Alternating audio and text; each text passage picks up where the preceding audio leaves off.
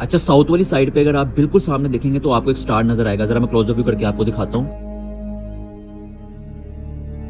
तो इस स्टार से आप बखूबी वाकिफ होंगे। ये स्टार है सीरियस स्टार और ये स्काई का फर्स्ट ब्राइटेस्ट स्टार है। तो सबसे पहले आप ये कमेंट रीड करें और इस कमेंट में भाईजान ये पूछ रहे हैं कि कैनिपस स्टार के ऊपर वीडियो बनाएं। और आप हैरान हो जाएंगे कि जब मैंने कैनिपस स्टार के ऊपर रिसर्च की तो मुझे पता चला कि ये हमारी जमीन से 310 लाइट ईयर दूर है और इतने ज्यादा दूर होने के बावजूद भी वो हमारे स्काई का सेकंड ब्राइटेस्ट स्टार है। और ये जो आप सामने सीरियस स्टार देख रहे हैं ये फर्स्ट ब्राइटेस्ट स्टार है स्काई का।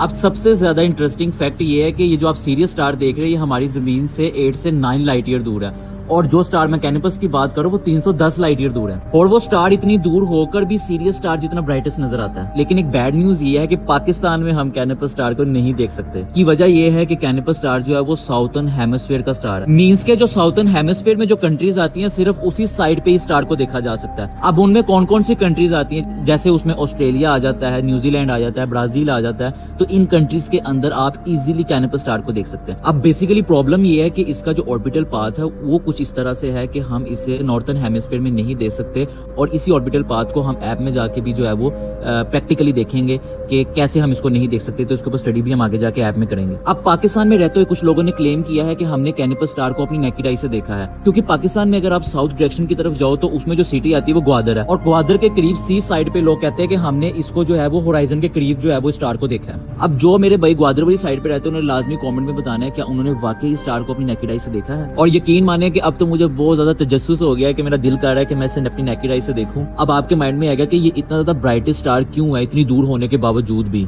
उसकी वजह यह है कि star basically bright super giant star है। अब कैनिपस स्टार जिस पोजीशन के अंदर या जिस फेज के अंदर आ चुका है अप्रोक्सीमेट आप कह सकते हैं कि बीटलजूस स्टार भी उसी फेज के अंदर ही है कि ये भी जो है वो अगर आप देखें तो ये आपको नजर आ रहा है। अब ये बीटलजूस स्टार जो है ये हीलियम प्रोसेस के अंदर है, मींस के ये हीलियम को बर्न कर रहा है, हाइड्रोजन बर्न कर चुका है और आगे मल्टीपल जो एलिमेंट है ऑक्सीजन है या उसके अलावा जो एलिमेंट्स है उनको भी बर्न कर रहा है।